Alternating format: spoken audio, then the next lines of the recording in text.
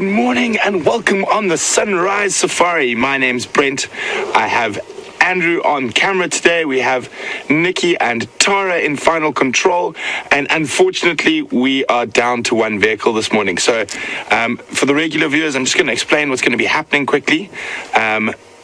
We are going to do a bit of a swap around during the drive. So I'm going to do the first few hours, and then Jamie, who's on interview, is going to do the last hour. So guys, please give her a warm welcome when she takes over from me, and we'll see what happens. So our plan is we're right on the border of Arethusa, and Djuma at the moment. We're going to cross across to Arethusa and see if we can find Sindile and hopefully maybe his mom as well, Shadow. For new viewers, welcome. Nice to have you with us. We are live, so you're on a live African Safari with me. Welcome on the back of my game drive vehicle. We're going to go looking for leopard to start off with, but whatever we see is always an added bonus, and we'll definitely chat about it. Apart from being live, we are also interactive, so you're able to ask us questions about what we're seeing in the bush, and you can do that by email. And the email address is questions@WildEarthTV, or you can just use the hashtag Safari Live on Twitter. And on the Wendy update, hopefully she'll be fixed by the Sunset Safari. Unfortunately, this is not a mechanical problem. We had a bit of fireworks last night, and I'll just leave that at that. And hopefully our tech geniuses managed to fix her today. So let's get going and let's find some leopards.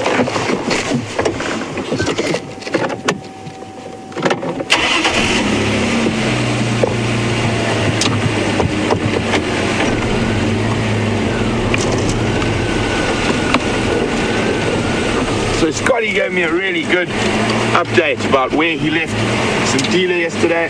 Hopefully hasn't moved too much.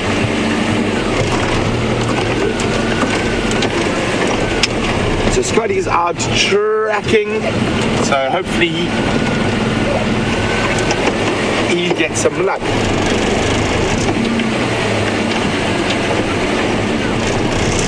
So while we were standing by there, I heard some lion calling, but it sounds quite far to the southeast. So I'm going to ask Scotty to check those boundaries. Scott.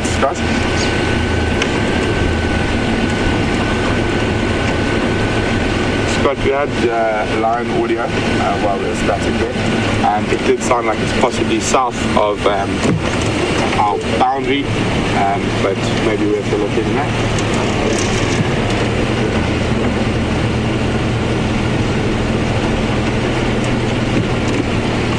So as we always say, it's very important between us and the other vehicles. We always work as a team, and we always update each other on what's going on. And that's really important to give you guys the best game viewing experience possible. So it is a team game, finding animals.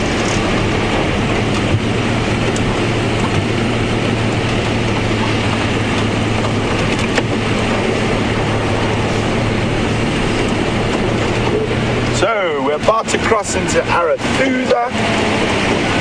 So I'm just going to be on the radio for a few seconds getting an update from the guys in the west.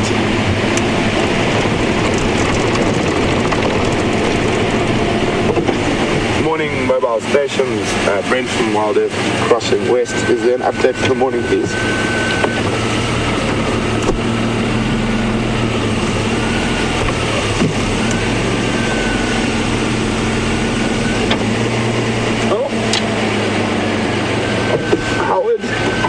Howard the hyena crossing the road there.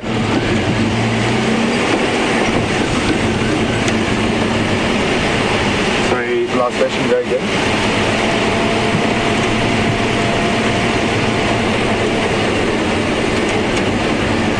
Copy, thanks. How many stations following up on Shadow Touch 1 around Melbourne?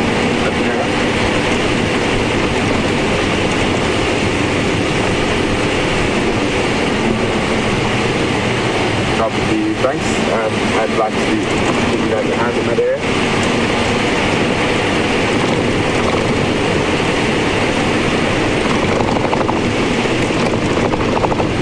Okay, let's get going. It's about 10 degrees Celsius, which is 50 Fahrenheit, so a little bit warmer than it's been the last few mornings. So I'm quite happy about that. I haven't had to pull out the hot water bottle for a few days.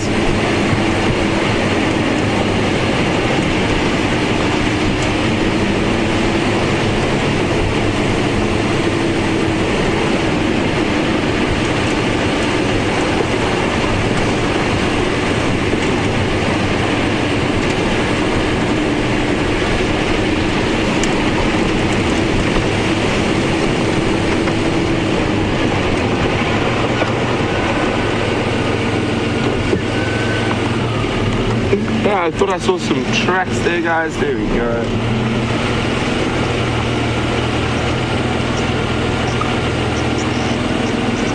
We've got some female leopard tracks on the side of the road, yeah.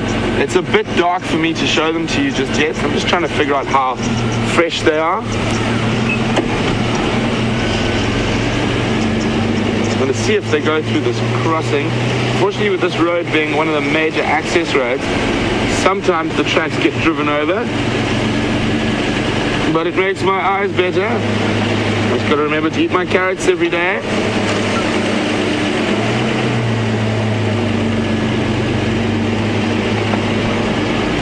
Just want to make sure they haven't gone across.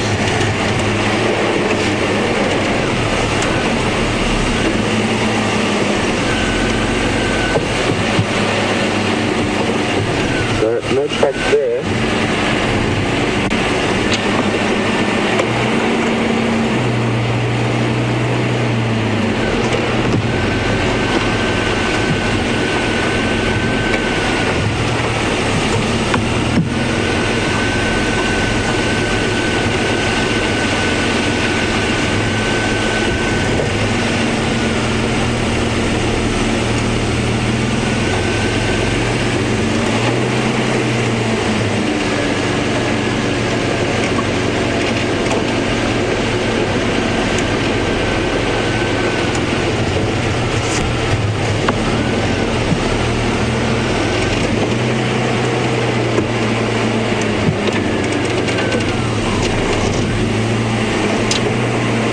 So guys, we're getting a few updates from the Djuma camp, from Safari and Debbie. Apparently you guys might have heard a lion kill last night.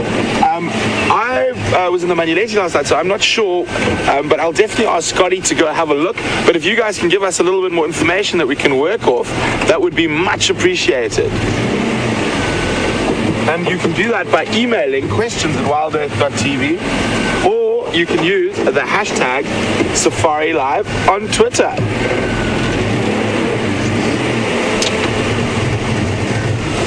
So there's no sign of those female leopard tracks coming this way. I think, just judging from them, we're going to have another quick look and try to gauge their age.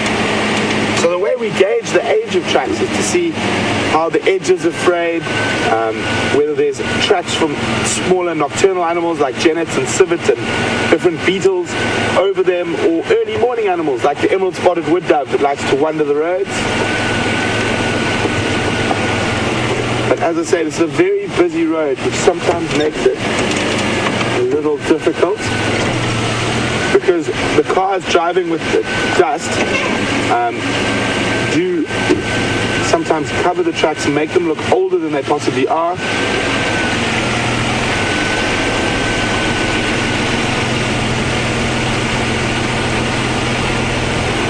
But I don't think these are the most fresh tracks I've ever seen. And Shadow does like to play games.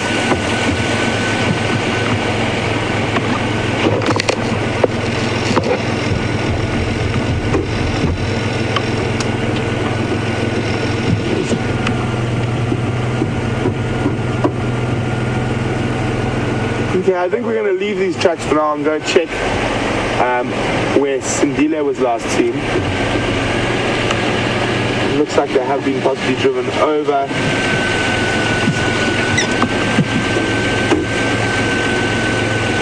Okay, moving on.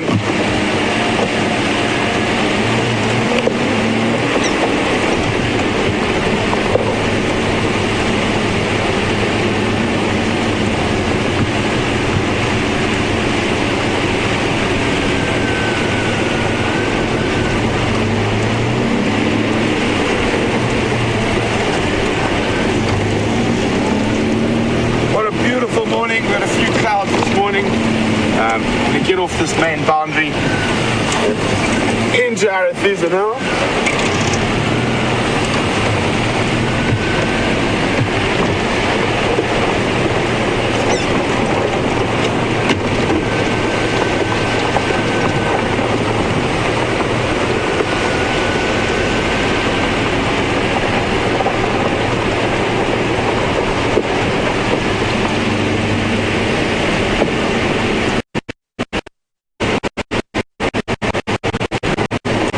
Sorry guys, I'm just listening to the radio.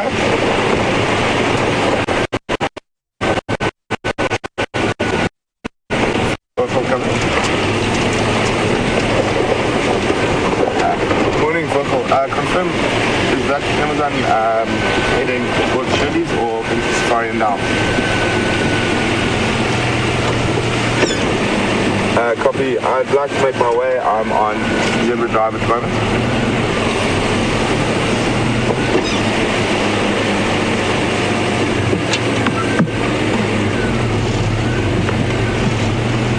Copy, thanks. Confirm where on the cut line.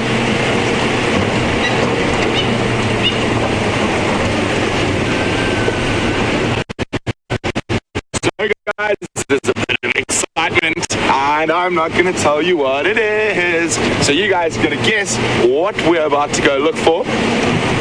Fingers crossed it doesn't move because it is on our southern boundary. So I'm going to go a little bit faster.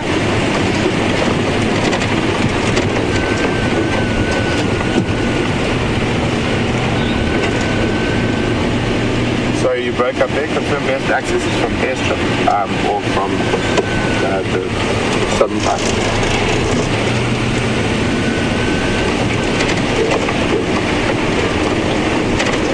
Copy, thank you very much.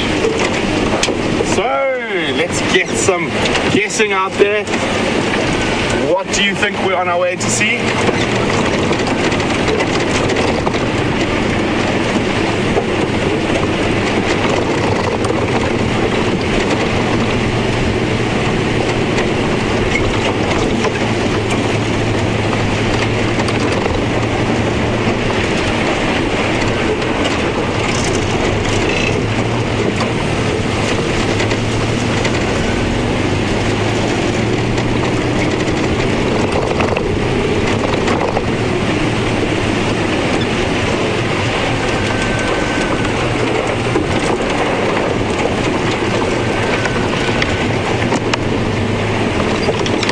Big Bob.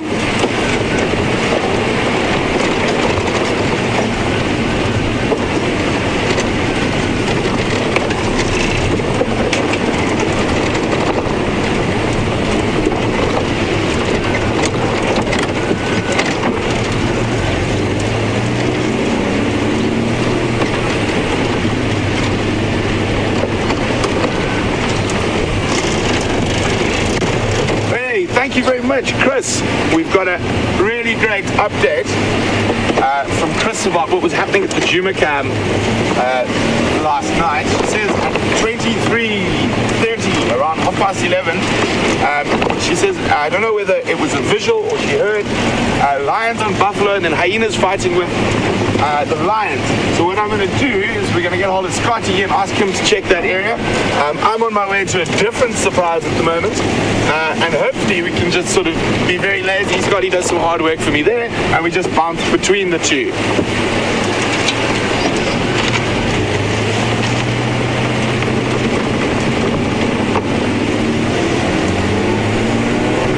So hold on. Andrew, I hope your eyes are working today.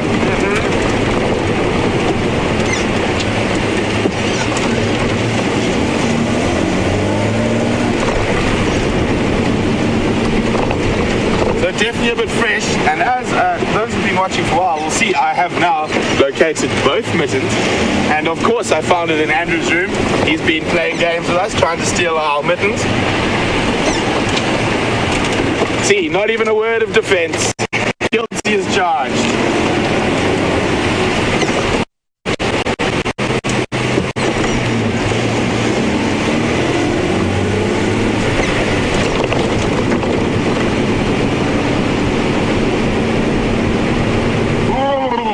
Through a bit of mist at the moment. Sun hasn't quite popped over the horizon.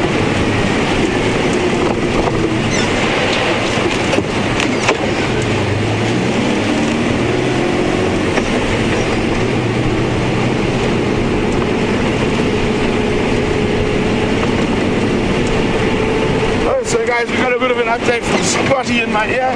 He's going to go check up on those lion updates, so fingers crossed.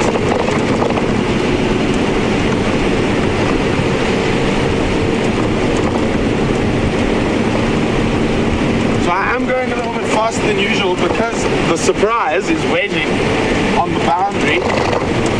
So, no time to dilly-dally.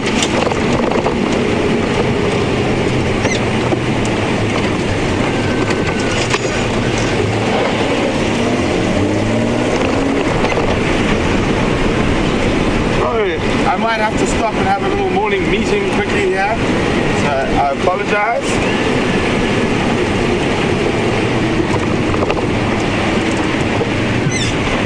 Morning. Hey brother. Hello. How are you, buddy? I'm cold and you? I'm very cold. At least it's not as cold as it was a few days ago. Agreed. Okay. Where are you off to? Go and check out the Matimbas, the Sticks, and the Montwans. Bye. I don't want to talk to you anymore. Cheers. Enjoy. That was Ryan from Arethusa. So he's off to go have a look at the Matimbas and the Sticks lines. They unfortunately are off Al Travis area. But maybe they'll wander on this evening. Who knows?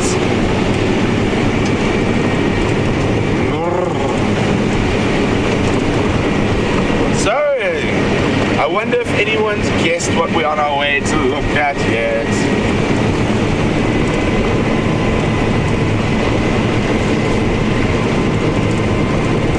The one nice thing about being able to drive a little bit faster, I've got a nice bonnet in front of me, but I can watch Andrew shiver.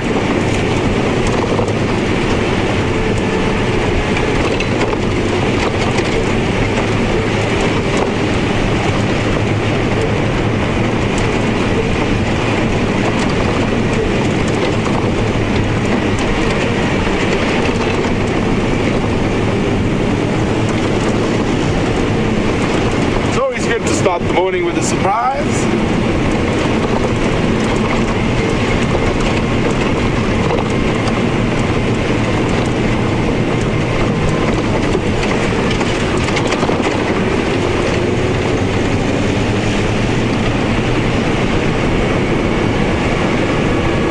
Wonderful mist going through a low-lying area.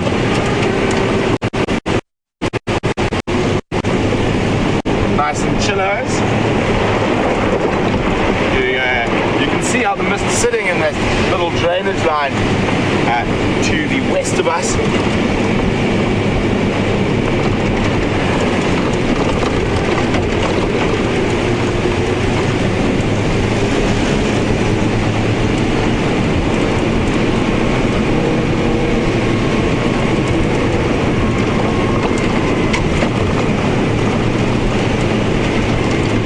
Looking for airplanes? Don't want to become a statistic.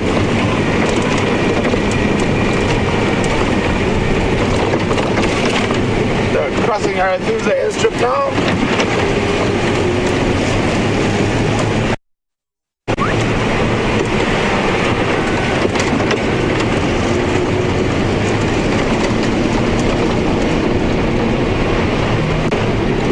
And we're gonna sneak past Buffalo Pan.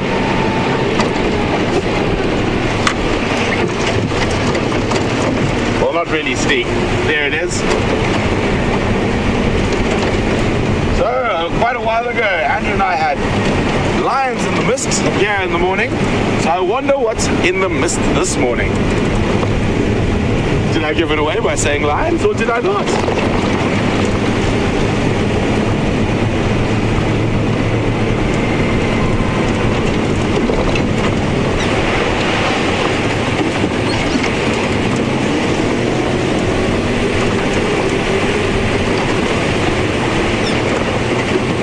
Bumpsy bumps.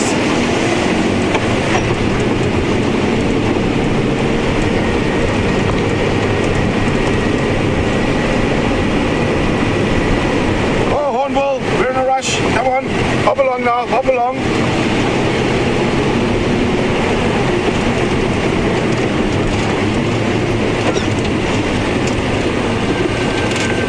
Oh, this is...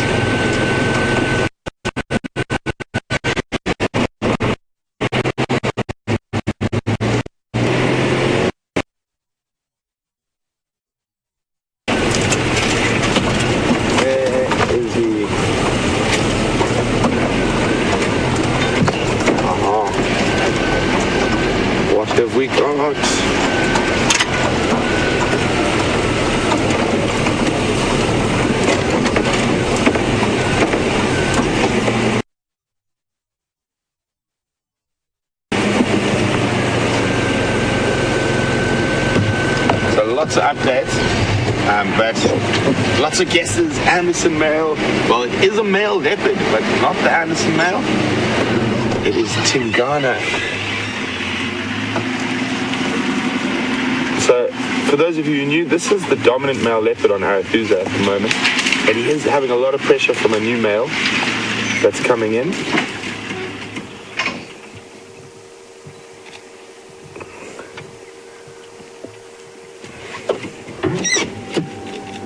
There we go. Morning, big boy. You can see he's a nice big dominant male leopard. You see that dewlap, those massive shoulders.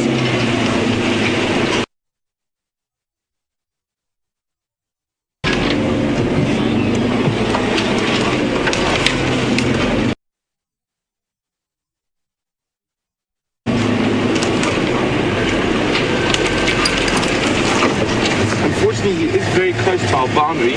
I'm hoping he doesn't go straight south and he carries on a few further to the east.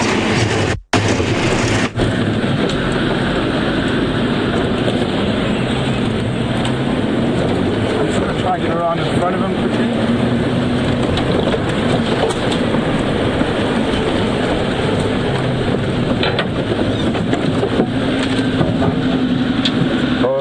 Don't go that way, that's...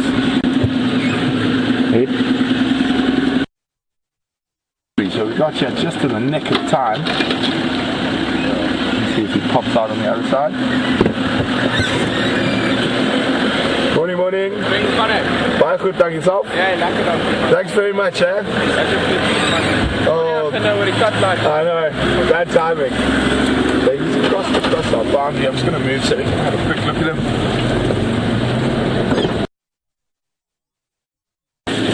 Might cut a little bit.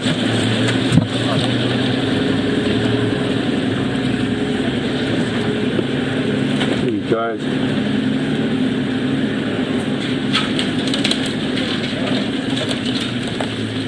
There's quite a lot of banter going on in the radio, teasing the ranger who found this leopard, saying, "Oh my goodness, this is the first leopard you found all year."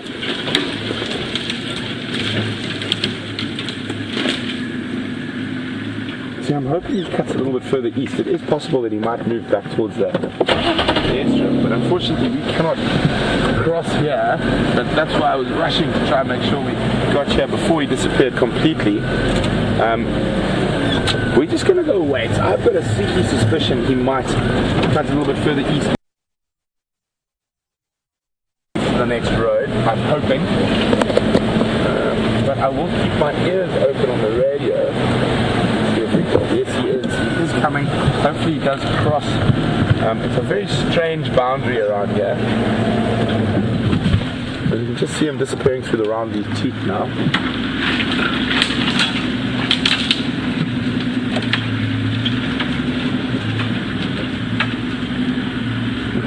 Hi, Jilly from Milwaukee. Jilly said she was hoping we didn't find a leopard, but the Loch Ness Monster in Buffalo's Hook Dam. Jilly, I'd be quite surprised. I think he might come back onto our box in this general direction he's heading. I'm just going to jump up ahead and fingers crossed.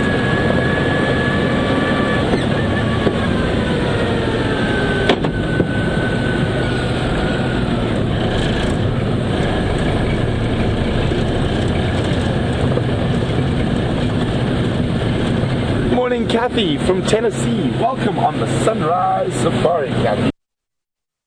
For those who are not sure what that means, Mvula is another dominant male leopard in this area, but he is further to the north generally, and Karula is the dominant female on Djuma. We're just going to stand by here where we can see down the road. Hopefully he comes onto this road and back towards us. So basically, not at all. He's not that much younger than Mvula. I'm not 100% sure on Tingana's age, so why don't you, if you guys who watch regularly and follow the lives of these leopards, please tell me exactly how old Tingana is. I know he's around 10, but I'm not 100% sure. So please can you guys tell me? Hang on, I think Andrew might have spotted something. Nope, not yet. But could you guys let me know exactly how old Tingana is? And you can do that by emailing questions@wildearth.tv or use the hashtag Safari Live on Twitter. So I can hear the cars crashing. If I remember, I'm going to go a little bit closer.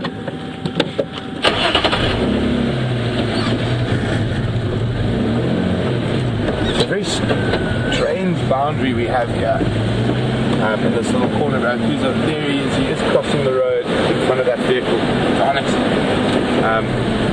Just going to hang around a little bit longer.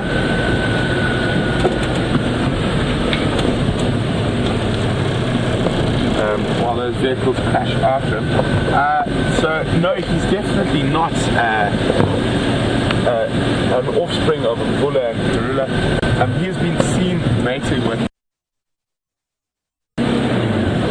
Karula before. Just hang on, guys. Need to go the game over here. Go ahead.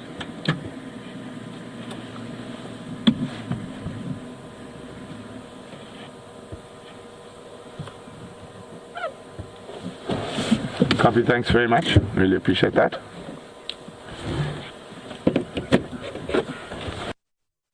Not exactly like a normal straight line boundary, and it can be quite confusing when you start. I know I've accidentally meandered across it once or twice with Andrew, and suddenly got very confused about where I was. But I was hoping he would come back down towards Buffalo Town. He still might. I can see the vehicles have stopped. But his general direction does look south, which is not ideal for us.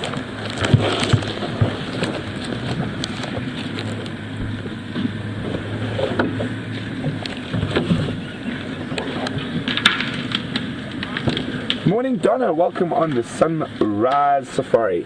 Donna would like to know whether Tingana is looking for aardvark. For those who might be new, just to give you an update on him, he is the aardvark king. I think he's killed 4 aardvark in this year already, and we have been lucky enough to actually see an aardvark in a tree on the live safaris. He seems to specialize. I mean, we watched him. He spent nearly 24 hours lying next to an aardvark burrow, waiting for one to come out. He wasn't successful that time. But it is possible that if he does find a freshly used aardvark burrow, he might hunker down. So it sounds like he might be coming back towards us. I'm just listening here and listening to the vehicles crashing in the bush to the south of me. So hopefully he does. Finger crossed. Unfortunately, we're not allowed to cross this road. It's off our traverse area. But the wonderful thing is, for the animals, is they're allowed to go wherever they want.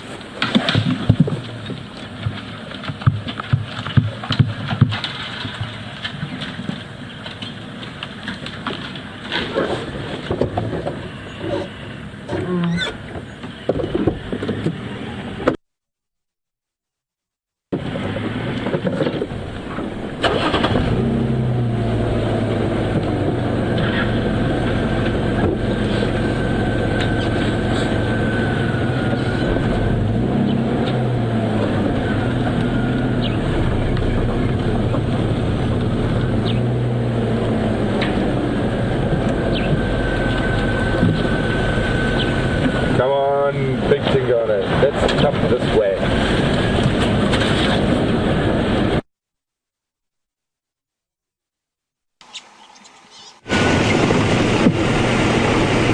We might get a long distance visual down this little drainage.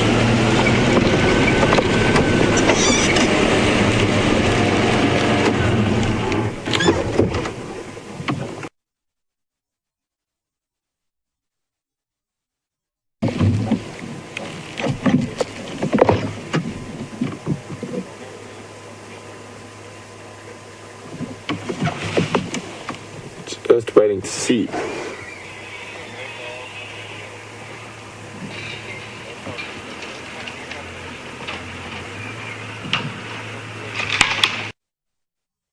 At the moment he's not moving, and he's just out of our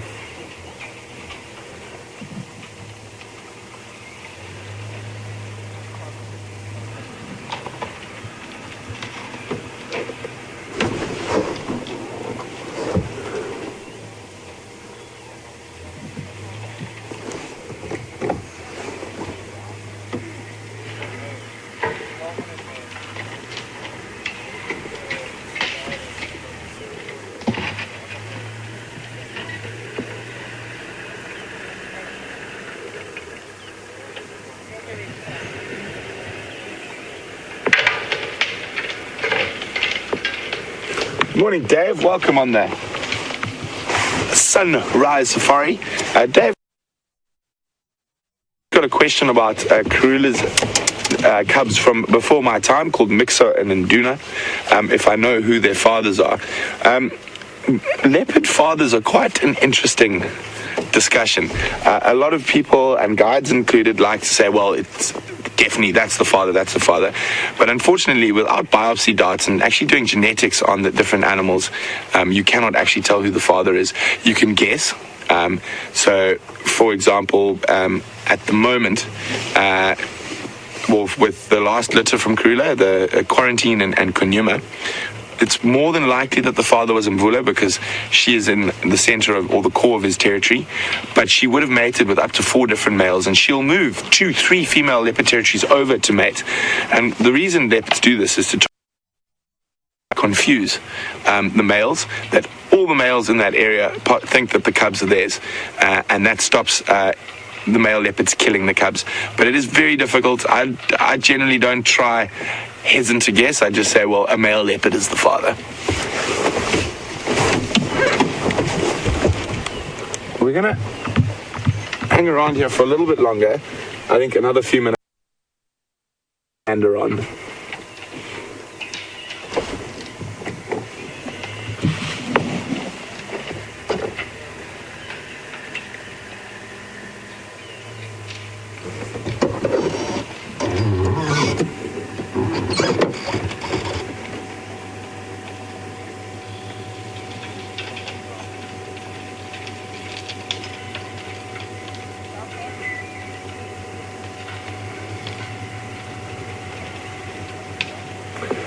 Well, thank you, Karen, Joanne, Diane, and Chris.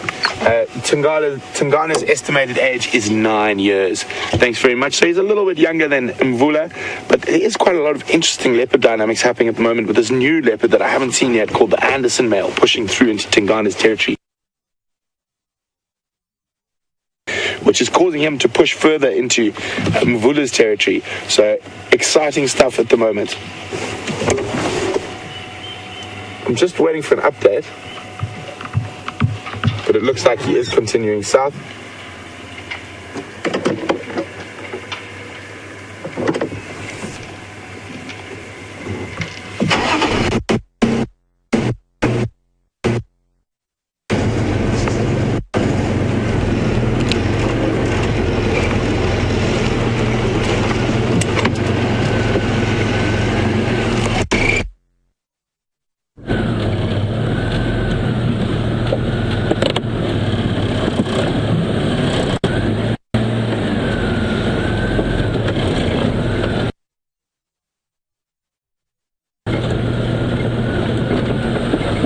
Sorry guys, we're seeing that.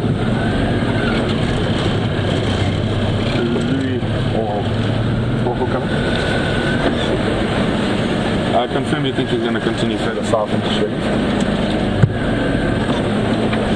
Copy, thanks very much guys, I'm going to be leaving the area. So, out of our property, so we're going to go look for something else. But a good way to start the morning with a bit of leopard luck.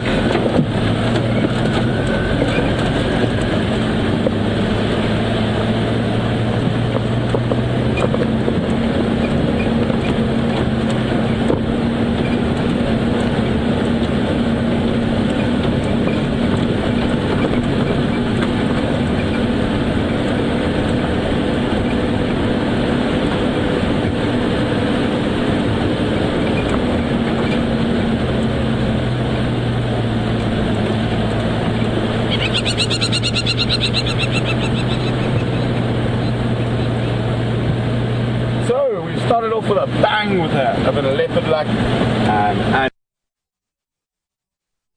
obviously when we go out we have a sort of idea what we're going to look for, whether it be leopard or lion, but by no means is that the only thing we look for. We're always looking for everything: birds, flowers, trees, chojos, which are a nice South African colloquialism for insects. We even look at grass sometimes, believe it or not.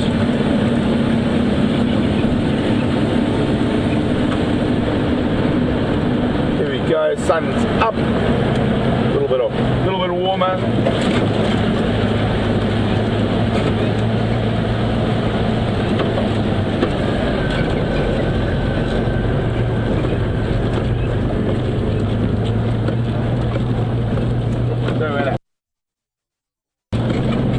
Head west, well, northwest down the airstrip.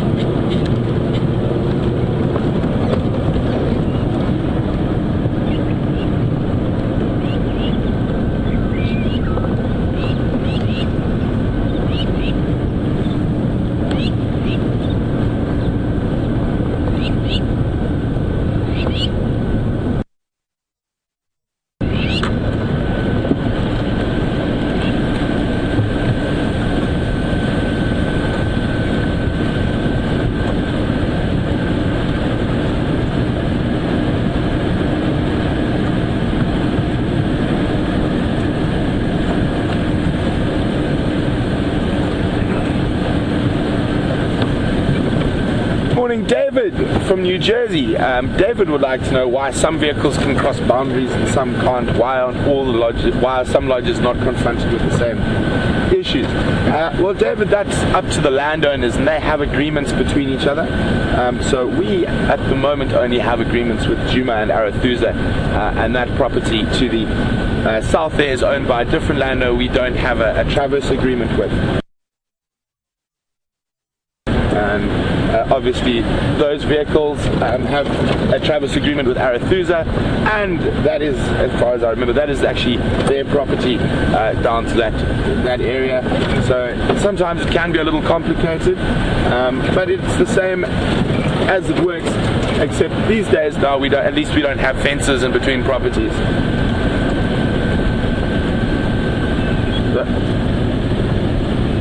I hope that helps explain a little bit, David.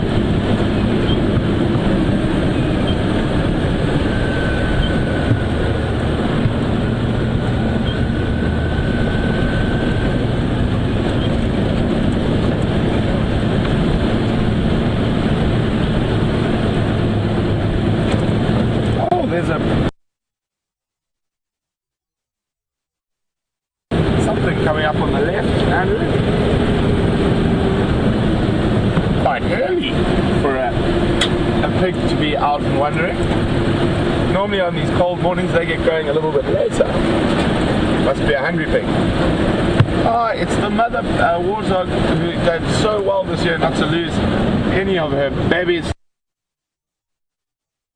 5 with another female there, and this looks like their home.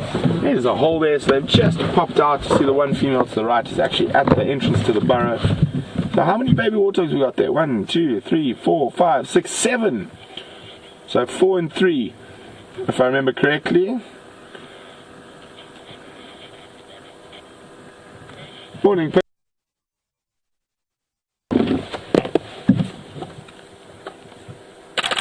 We've got Mount Mongoose at Djuma, and looks like we've got Mount Warthog here on Arathusa.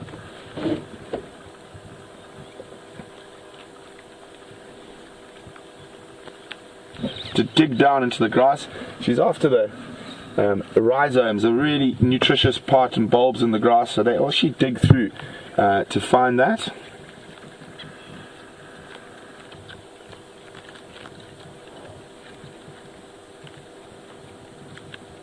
Andrew, can you actually hear them? Yes. So I'm going to keep quiet for a few seconds, guys, and you can actually hear them feeding.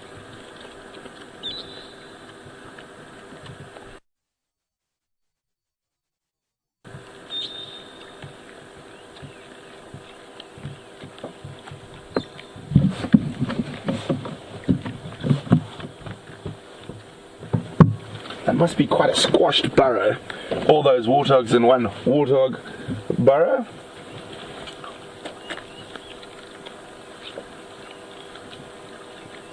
Nice and warm, I'm sure, all of them together. So who can remember how to tell the difference between a male and a female warthog? So who can remember how to tell the difference between a male and a female warthog?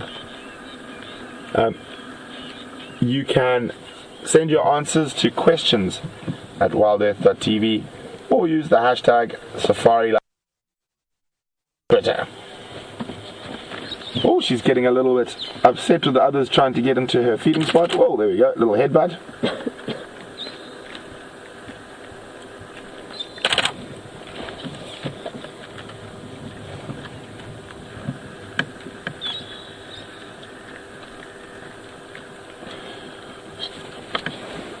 Must be a predator-rich area. And there's not much more a leopard likes than a baby warthog, and lions for that matter.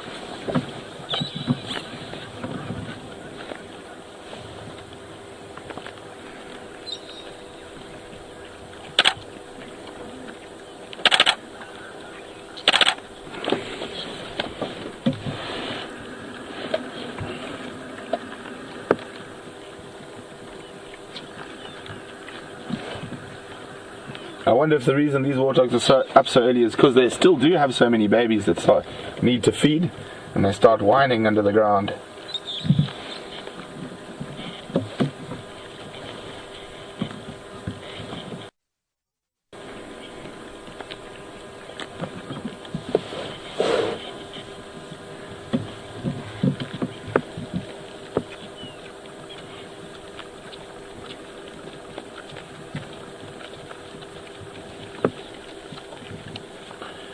So if we have a look at the warthog, those top tusks are always the quite impressive ones, but the ones that they actually use more for defense, if we have a look, there's the bottom tush.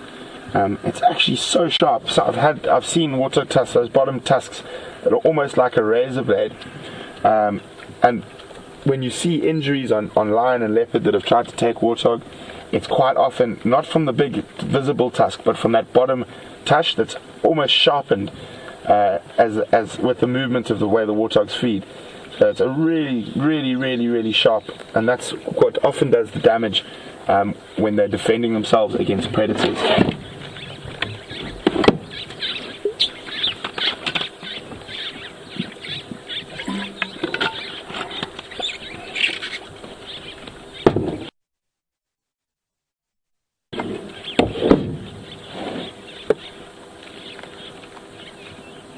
There you can see, even though it's quite small, it's very sharp.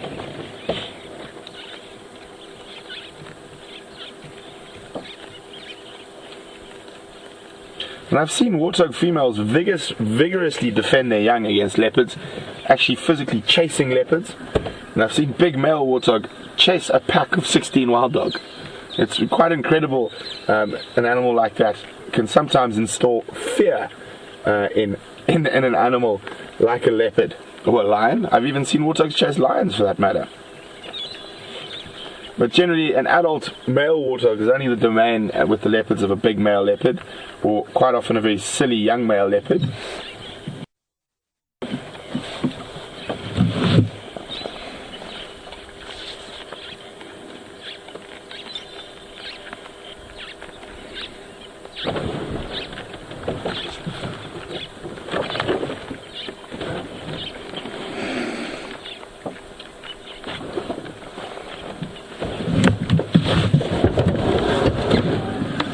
Guys, so hold on, I've just got a really amazing update from Scotty. So we're going to try get there as soon as possible. I'm not going to guarantee anything because it is on another boundary. We seem to be hugging boundaries today. So hold on and off we go!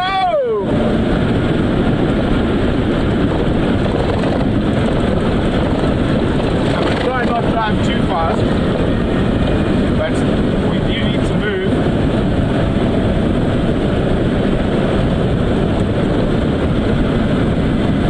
Your wings and we can fly.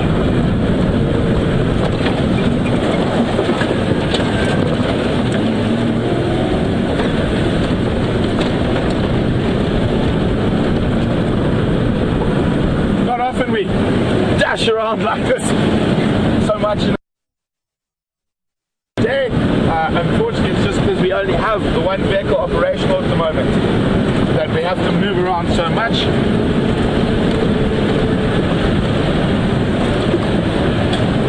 Thank you, stations to the west. I'm going to be making my way back to the north.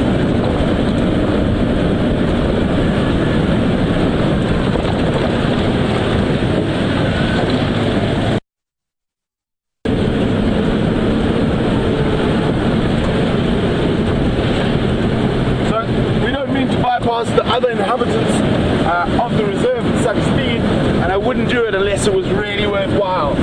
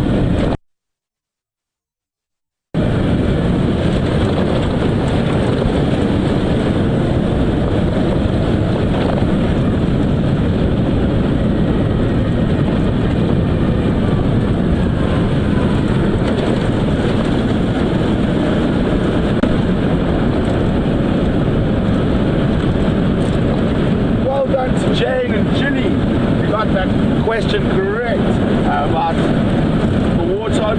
What's the difference between a male and a female? The most visible difference is on the face. The male warthog has 2 sets of warts, so 4 in total, and the female has 2. Wow, this maneuver speeding driving is making my hand a bit silly again. But I've come vision.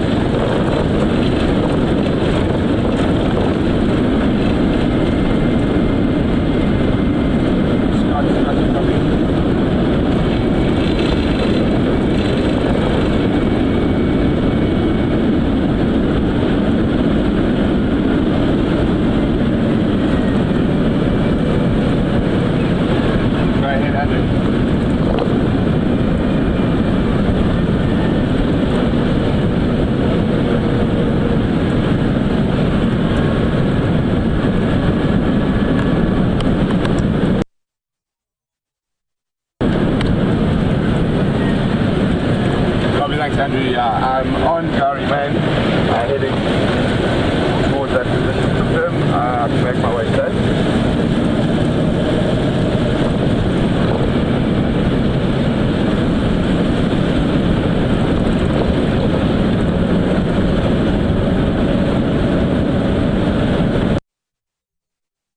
I'm at Gary Main, junction with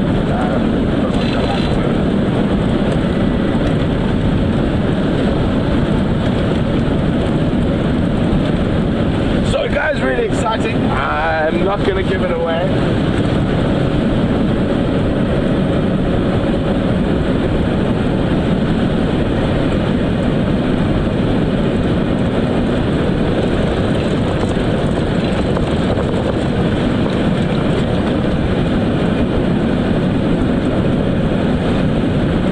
Morning, Kathy from Nevada. Welcome on this Sunrise Safari, Kathy. Kathy would like to know why so many of the warthogs feed on their knees. Kathy, that's so they can get right down there and use their nose to dig up to get those little bulbs and other things from the grass. So we're just going to have a quick good morning to Dougie boy. Hello, Johnny. How are you guys? Good. Hi, it's nice to see you. Go and enjoy the yes, I'm very happy. Good. Bye. See, everyone's really excited. Saying, get there, get there, get there.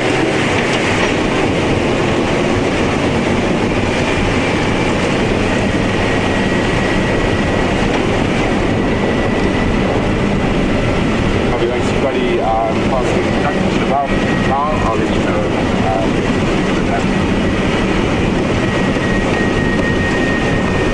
So, forgetting a lot of the niceties of game driving this morning, saying hello and we're just flying past. I know it's Ryan, we've already seen him, we don't want to talk to him anymore.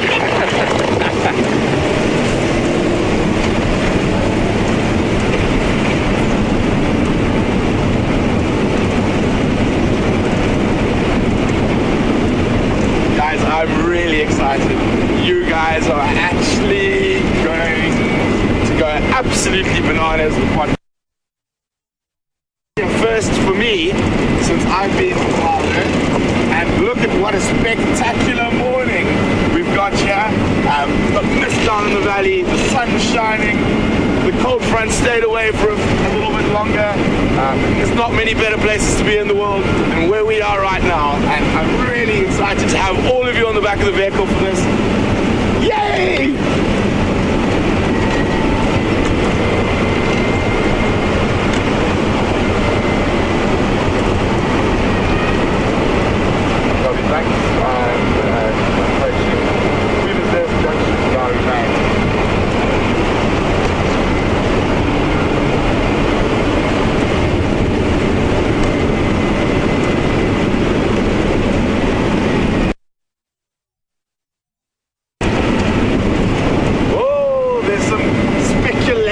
happening to what we're on our way to see.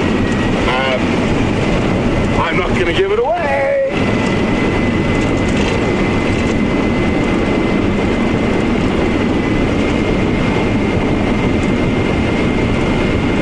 Look at that incredible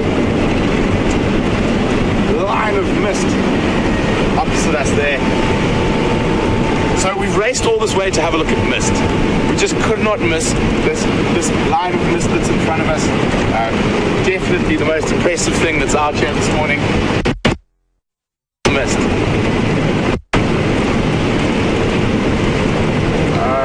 Let's put it down.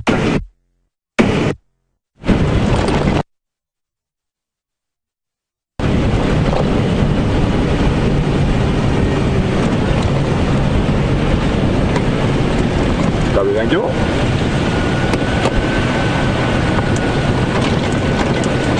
Morning, morning, morning. Yeah, flavors. They just let me know what they're doing because the person on the other side. Sure. Okay, cool. Which on the Eastern Channel or on? Okay. What's around the next corner? What's over the damn wall?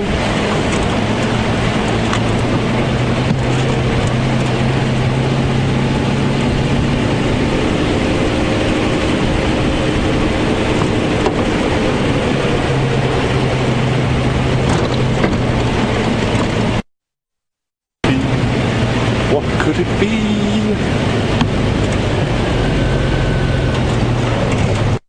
Approaching now, I'm just going to put the vehicle to low range.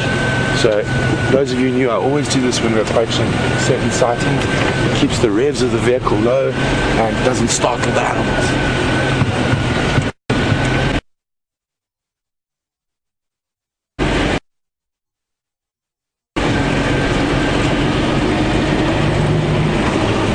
We're just gonna stop and get a quick peek through here. Look at it, it's my first cubs since I've been here. There we go, it's the Styx lioness and the 3 cubs. And there's Scotty in the background. Okay, we're gonna go get a bit closer now. But I just wanted to give you that first little glimpse through the bushes. Isn't this wonderful? And there's a Matimba male.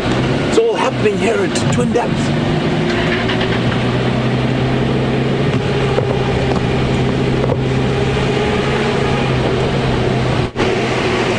And even better news is they're walking further into our property. Yay!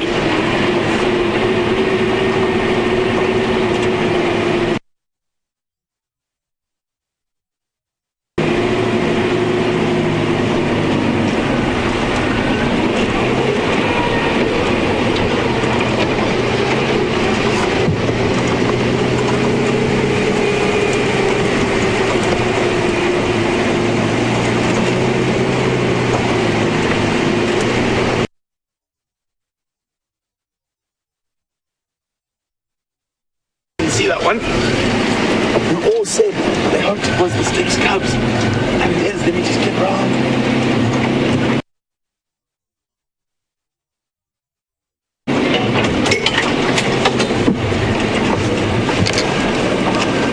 There we go. Look how sweet they are. Yeah, that contact calling.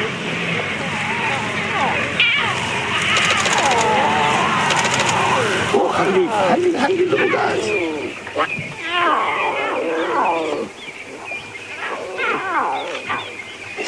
food. Ow, ow.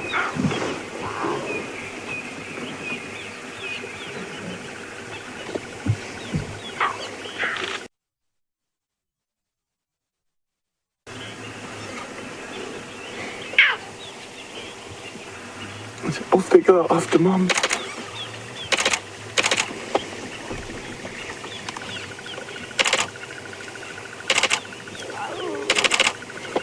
So these guys, if I remember correctly, are probably just under 3 months now. And it is incredible. This is the first time that we've known that they've crossed into our Traverse area. Oh, look at them. Little monsters.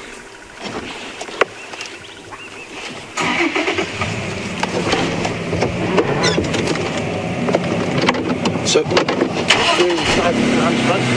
Just make sure Ephraim's not right behind us. Really wonderful morning. I mean, I was really happy with that brief visual of Tingana, but this is incredible. Morning, Eph.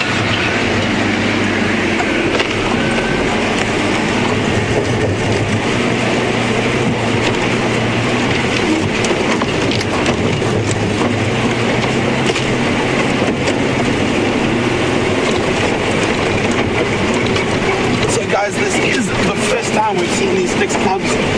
We've heard so much about them, and it's so nice to actually finally see them. And hopefully, they'll spend a bit of time with us.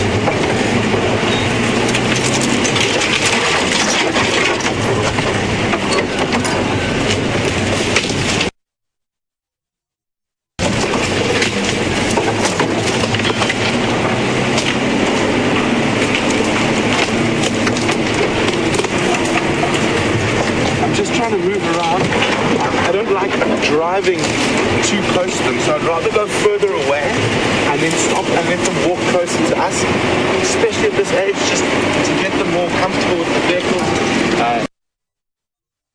The animals are exposed to the vehicles at such a young age, and the guides know when and where to go. Here we go. Andrew, is that good? Good. Should come onto this path right here. Very good. Okay, so I would rather stop and let them walk into our space rather than us pushing into their space. So it's very important, especially with young animals, to do that. And they obviously take a lot of cues from the adults, particularly their mother, about when and why to be scared. And as you can see, the mothers completely ignore the vehicle. So the cubs, even from this age, will generally take the cue from Mom. So this is the first time we've seen these little guys. Sorry, my camera's going clickety-click. Clickety, but I just can't help myself this morning. So those little cubs are less than 3 foot from the vehicle. Isn't that incredible? They're going to run past us now. Isn't this amazing, guys?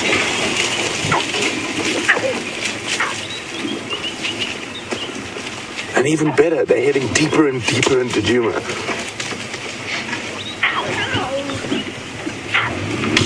Isn't that sound awesome? Ow! Ow! I'm not 100% sure which is the mother. I actually haven't been looking at which one's got suckle marks. I've been so excited just looking at the cubs. I will try to figure out which one it is now.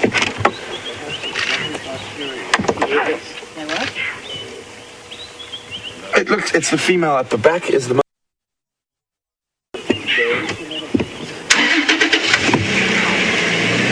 Go ahead.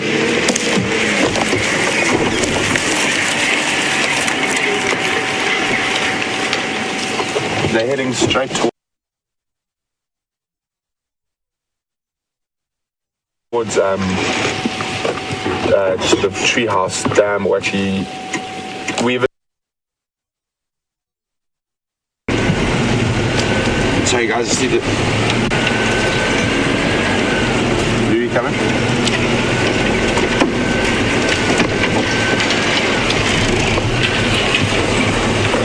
Louis coming.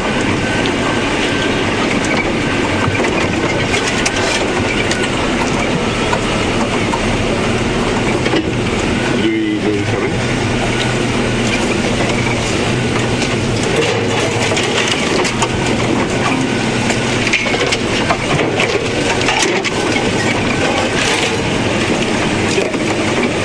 try and move around again like we did. See where they're going.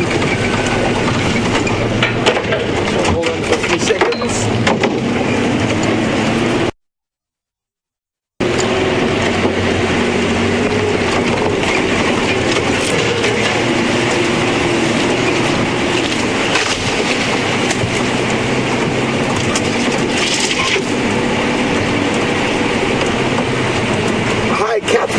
Texas. Catherine, are they larger than a loaf of bread? What a great analogy, Catherine. I would say they're probably about the same size as a loaf of bread at the moment.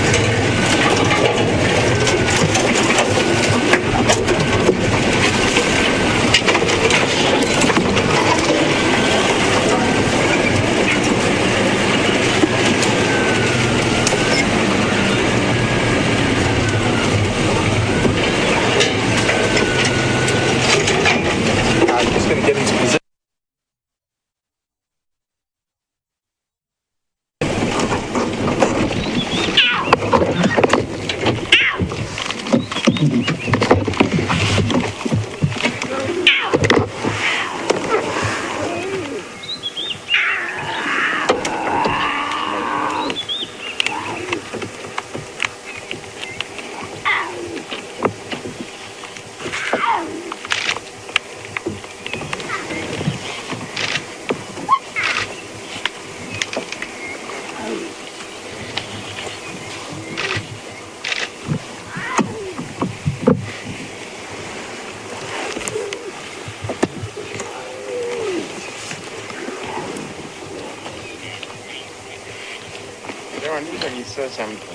Isn't that amazing, guys? Isn't that unbelievably special?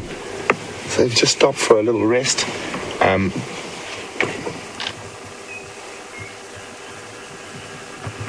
It's quite a long walk from what I heard for the little guys that they've done this morning. But aren't they just the cutest? I think she might have seen something. There's some impala off to our left. And she spotted them. I think it's an impala or a nyala. I can't really see through the bush.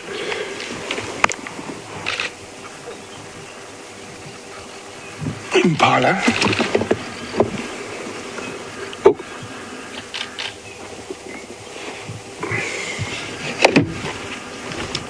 Is God coming?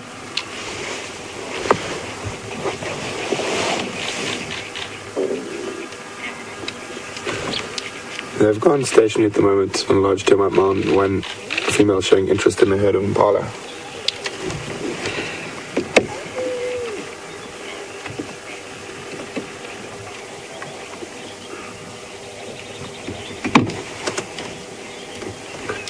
Copy, thanks.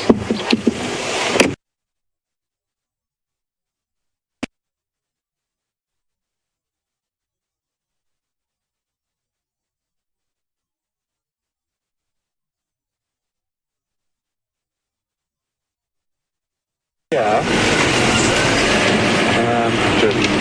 She's gonna woo. Yeah. She's gonna woo. So she's seen these impala. I'm trying to get in a good position where I can see her and the impala. It'll be interesting to see.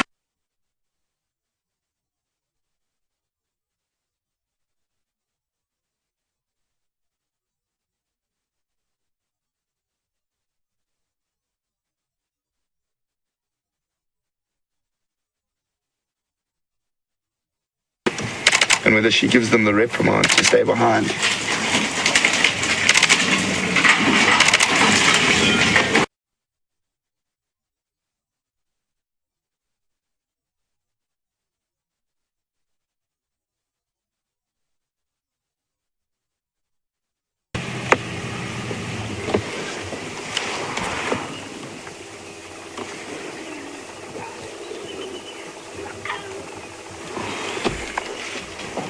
Trying to see if the other lioness hasn't moved. You can see she's going into that sort of hunt mode now. Really going into stalking behavior. She'll probably move a bit quicker to try and get rid of the children. Head. Head.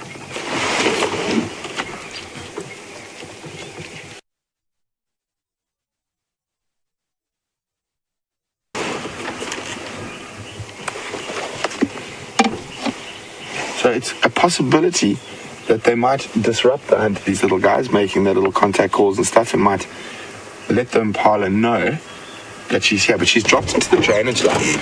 I'm just going to move carefully around the edge here.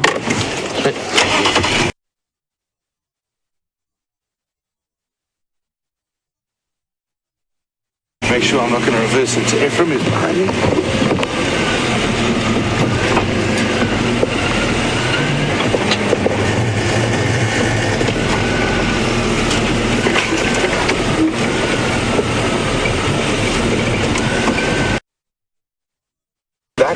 A sort of a contact call. Well, Katrina, I think in this situation it's more of a whinge. They're asking for a bit of feeding possibly, and at that age, when they are with the adults, they are quite vocal. I've lost sight of them, and obviously I don't want to go bash right next to them. I'm just going to move around to see if I can get a visual of those impalas.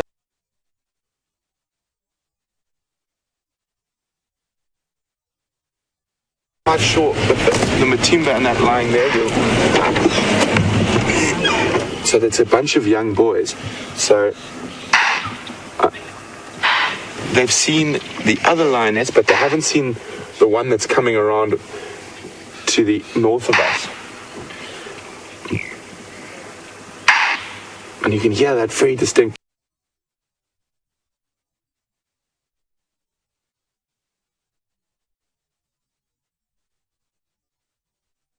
Impala alarm call.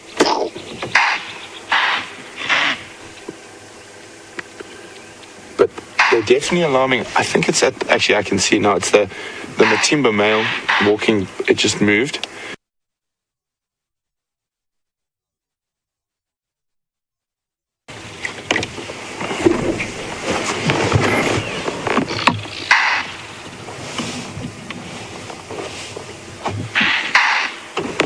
Hi, Nancy from Minneapolis. Nancy would like to know, what do they do with the cubs while they're hunting? Nancy, they'll often leave the cubs, and they'll actually leave the cubs in a drainage line or thicket for up to 2 or 3 days at some time while they go out hunting.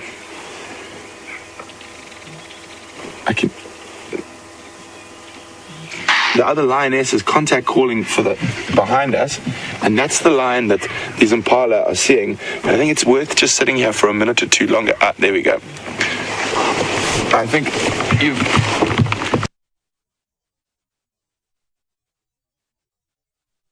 large teeth, but she's not sort of made a hash of the hunt and walked straight up to the impala.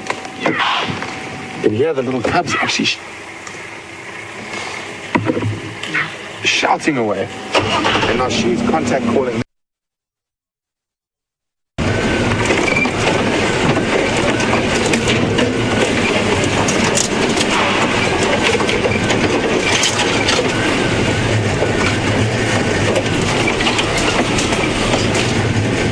Hi, Julie. Morning. Welcome on the Sunrise Safari. Julie would like to know, would the mother lion tell the cubs to stay like Mother Leopard does? Yes, she would, Julie. Oh, there we go. Not the best spot. Just hang on a second. I just need to tell Ephraim don't. If there's only supposed to be one vehicle where I am, if you come around that side, you can get through there.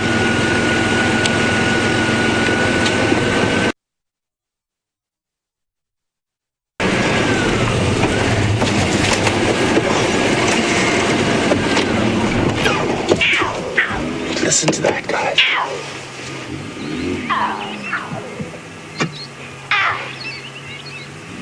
Oh, aren't they sweet? So, sorry, Julie, back to your question.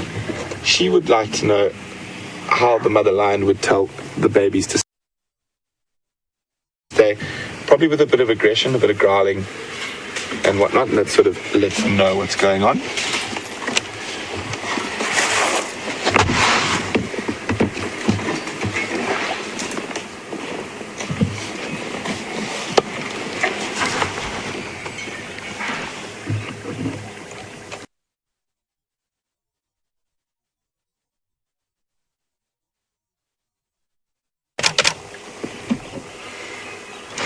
Isn't this absolutely fantastic, guys?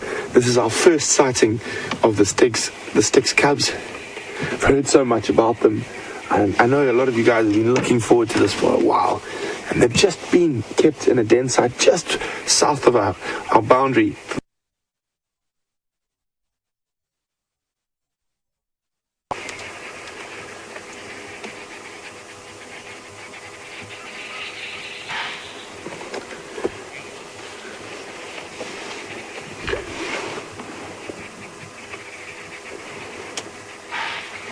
Now, I think the impala have started alarming again. That means the male's probably on his way. And here he comes.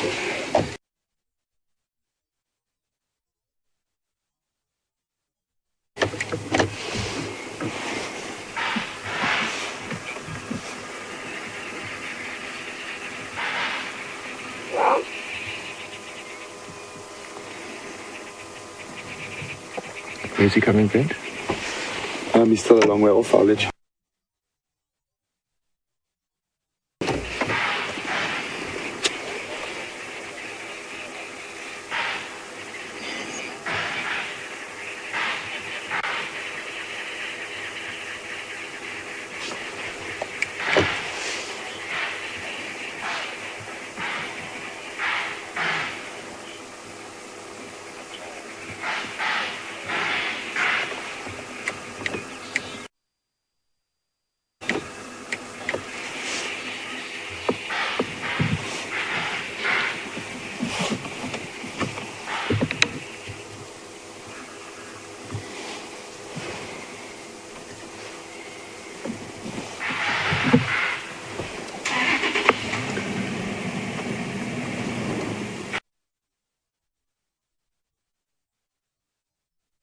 Virginia, welcome on the Sunrise Safari, Brenda.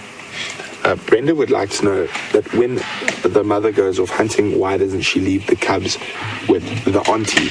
Well, Brenda, lions have a much better success rate if they're hunting with more than one. So she does that to increase the chances of success when it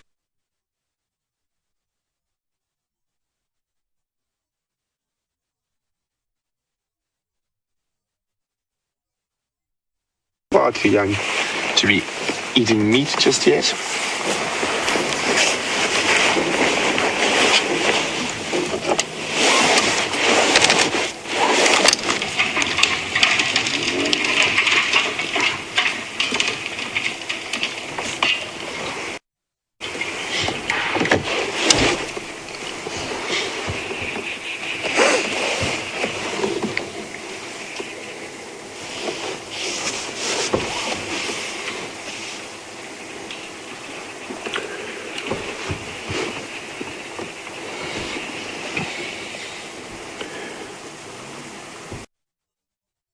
Will hyenas kill a lion cub like they would a leopard cub? Most definitely, Jan. If their hyenas came across these little guys unattended while the females were out hunting, they would most definitely kill them. It happens quite often. Leopard would also kill these cubs. But with a male lion here, I'm trying to see, he's still on his way, I think, or he's laid down a little bit further from us.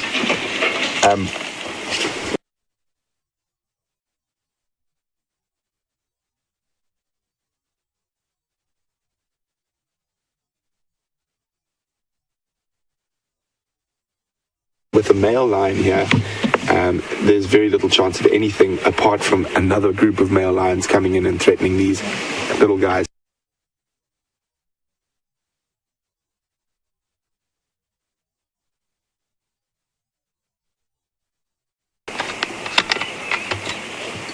But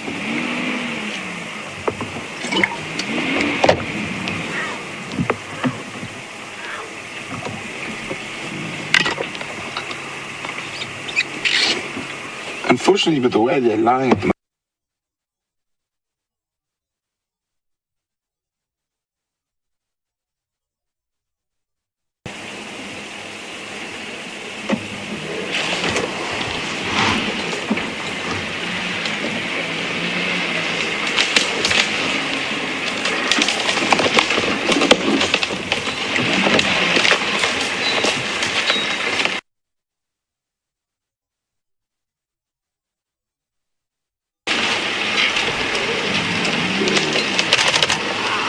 Michelle from Paris. Michelle would like to know, do I know what sex the cub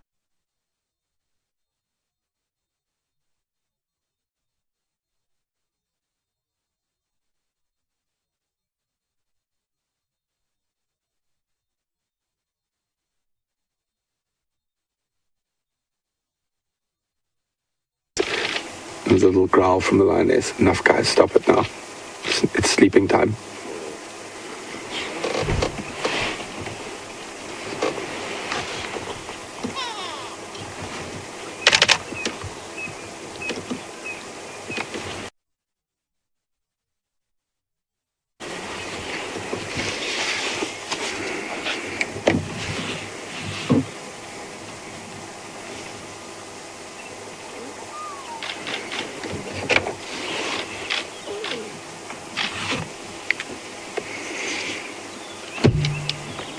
Go ahead, Scott.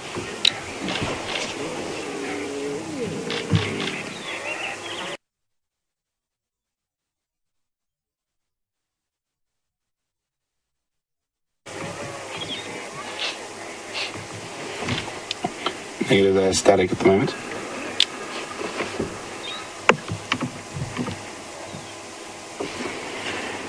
So we've got a question. Oh, there we go.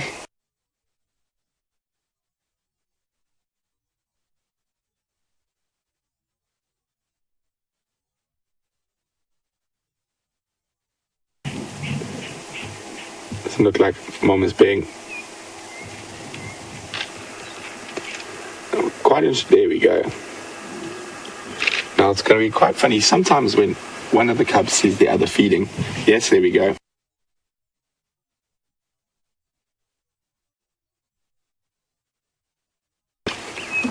Oh, motherhood. Now, and then the third one. No, this can't be. I also want some.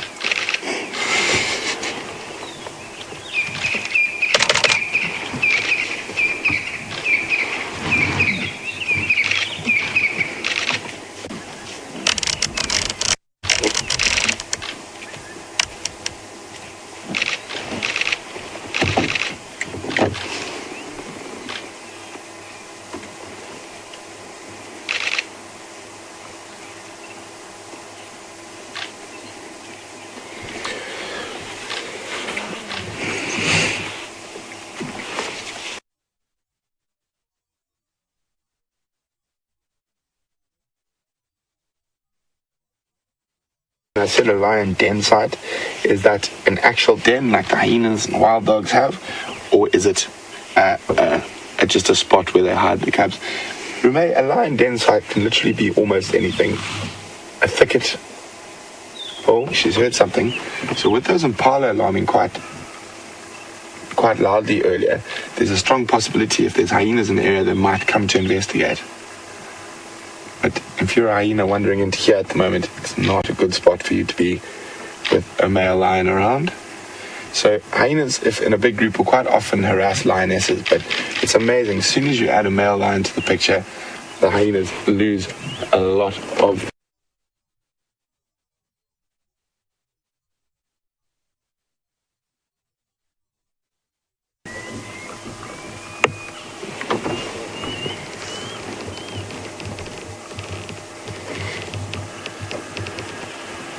So the male lion would definitely be protective, not necessarily over the cubs, but they just don't like hyenas in general.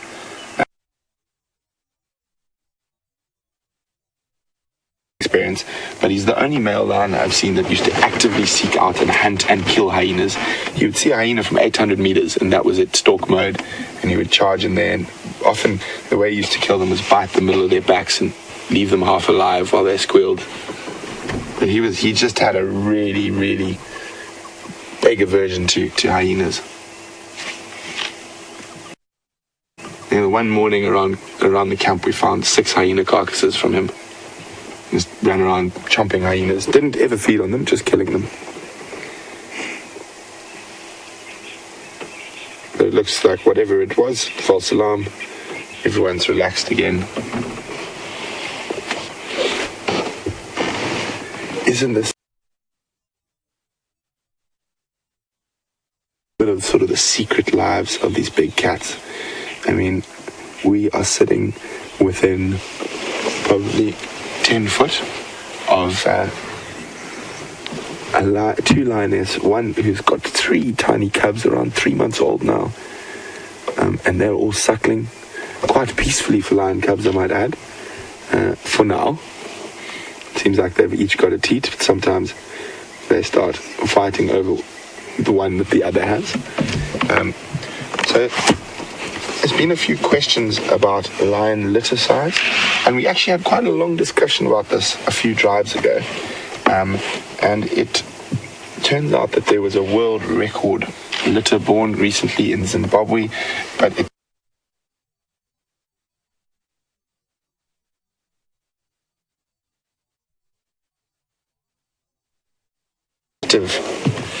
lioness who was on birth control, so very strange. So that can really play with an animal's hormones. So there were 8 cubs born to that lioness in Zimbabwe in a captive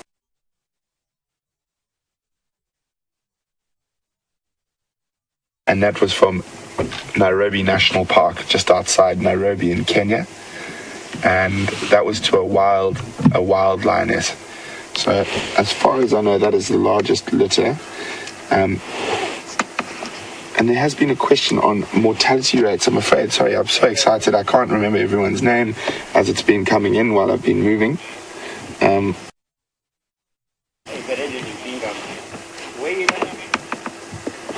And sorry, I just need to turn down the radio, but the camera radio.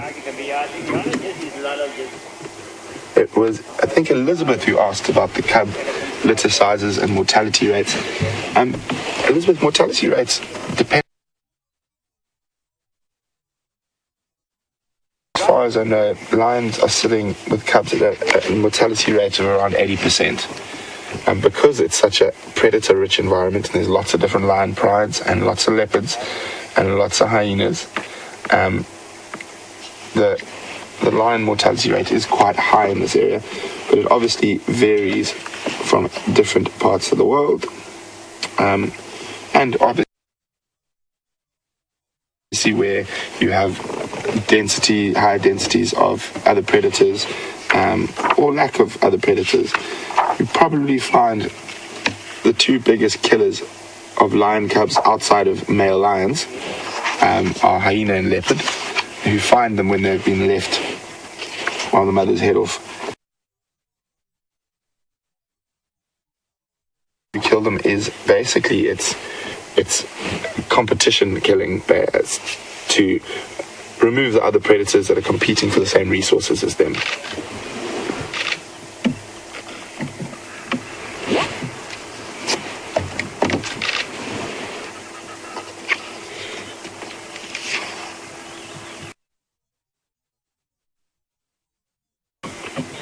Hi, Jane from Colorado.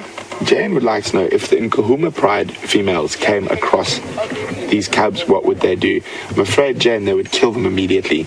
This is a small pride now, and it's now with an added 3 animals, it's going to start becoming a bigger pride, and their territories do overlap slightly. So if the Nkuhumas were to come across these cubs, they would most definitely kill them to remove the competition.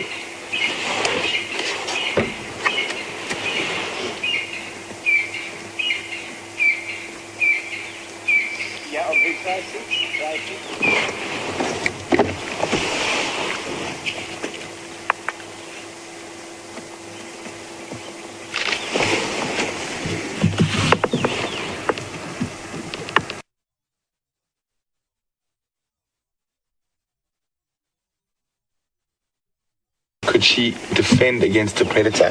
How could she pick up and carry 3 cubs to safety if there were hyenas right there?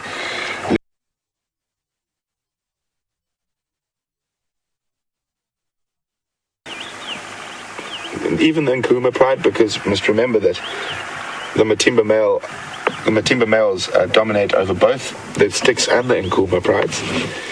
So even though the lionesses would fight amongst each other if the males are related to both prides.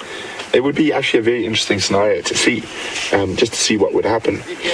But the only real threat, really, really big threat, would be other male lions, something like the Birmingham boys, that 5 young males who are starting to get old enough to think about challenging for territory, or those 2 young Styx males, because there's only 1 Matimba here, and 2 young male lions coming into their prime could be quite a threat to these cubs.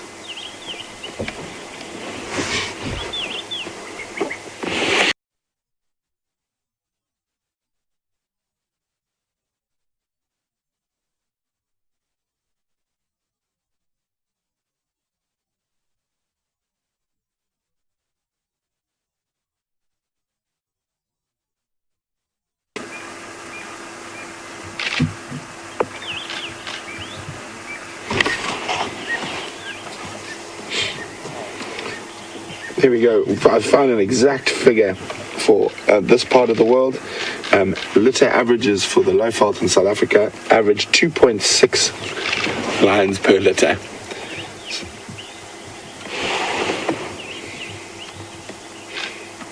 So when the cubs are born, they only weigh 1.5 kilograms. Here we go with math.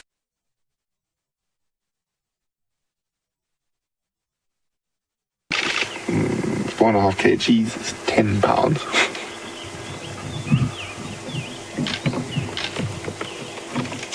So it's probably around 3 pounds. Just over 3 pounds at birth. You leave the cubs for 2-3 days sometimes.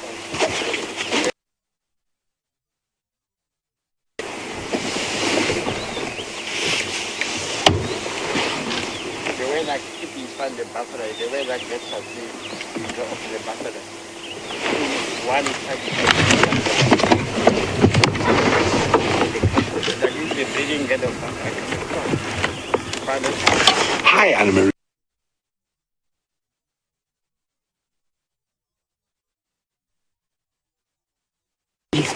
Welcome on the Sunrise Safari. Isn't this a spectacular drive we're having this morning?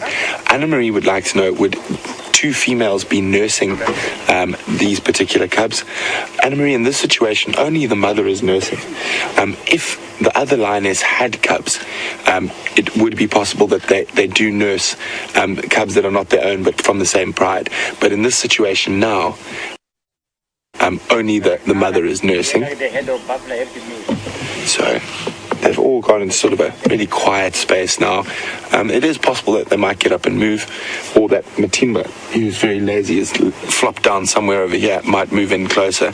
We can't see him from where he is. So, there we go, as I said, on cue. Thank you.